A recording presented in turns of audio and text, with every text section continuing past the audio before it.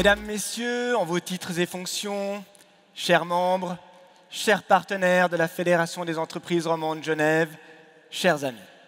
J'aimerais tout d'abord remercier M.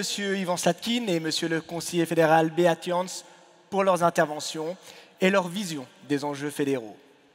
Ce soir, j'ai l'immense plaisir de m'adresser à vous en tant que directeur général de la FAIR Genève. C'est avant tout un honneur. L'honneur d'être aux côtés de celles et ceux qui créent des entreprises, qui créent de la valeur, qui créent des emplois et qui font battre le cœur économique de notre canton.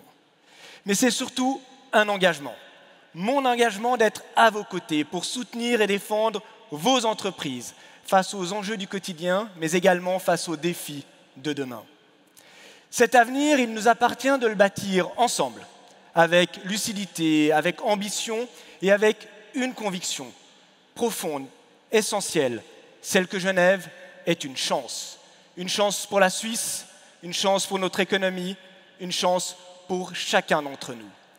Et cette chance n'est pas due au hasard, c'est le fruit de votre travail, de votre engagement, mais également des conditions cadres que nous avons su développer et maintenir au fil du temps.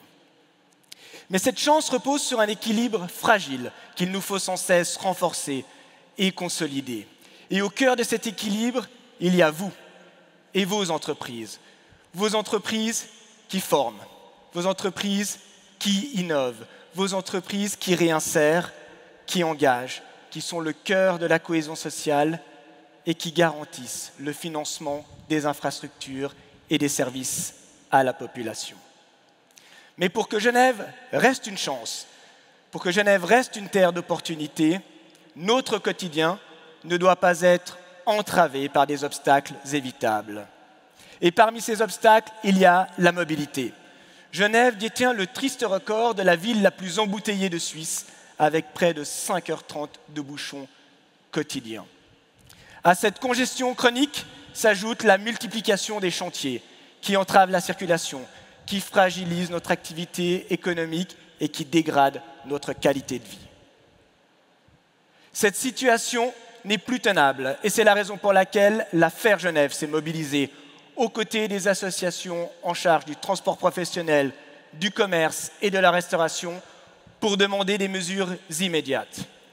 Et nous avons été entendus. Grâce à une concertation soutenue avec les représentants de l'État, et je remercie ici le département des mobilités et le département de l'économie, des actions concrètes ont été mises en œuvre. La durée des travaux sur le boulevard du Pont d'Arve a été réduite de 5 à 3 mois. Les horaires de travail sur les chantiers ont été étendus et une indemnisation des commerçants est en passe d'être adoptée. Cette concertation entre l'État et le monde économique démontre qu'un nouveau mode de gouvernance est possible. Un mode de gouvernance fondé sur l'anticipation et le respect des réalités du terrain. Nous continuerons à nous engager en faveur de cette coordination pour qu'elle s'améliore encore et qu'elle se pérennise. Pour assurer son développement, notre économie a également besoin d'un État qui sache se maîtriser et ne pas trop dépenser. Depuis 2013, les dépenses publiques ont progressé de près de 30%, alors que la population n'a augmenté que de 11%. Ces chiffres démontrent que la trajectoire actuelle n'est pas viable et repose sur une illusion. L'illusion que la prospérité générée par les entreprises et les contribuables serait sans fin. Cette illusion, mesdames et messieurs, doit prendre fin. Et c'est la raison pour laquelle, au mois de septembre, nous voterons sur 2 projets de loi qui ont un objectif simple. Éviter que l'État ne dépense plus que ce qu'il ne gagne. Avec 2 mesures pragmatiques. La première, c'est limiter la croissance des dépenses publiques à l'augmentation de la population. La deuxième, c'est suspendre l'engagement de nouveaux fonctionnaires en cas de déficit budgétaire. Et cette mesure est d'autant plus importante lorsque l'on sait que les effectifs de la fonction publique ont progressé de près de 25% en seulement 10 ans. Le but n'est pas de rogner sur la qualité des prestations à la population, mais bien de les pérenniser dans le temps pour que nos enfants et les générations futures puissent également en bénéficier. Enfin, je ne saurais conclure ce discours sans évoquer la Genève internationale, qui est aujourd'hui mise à l'épreuve par le désengagement, notamment financier, de certains États, mais également par la concurrence d'autres villes. Préserver la Genève internationale, ce n'est pas seulement défendre un symbole, c'est investir dans notre avenir, dans ce qui a fait notre force et notre prospérité. La Genève internationale représente près de 35 000 emplois, directs, indirects et induits, et permet de renforcer la notoriété de notre canton dans le monde entier.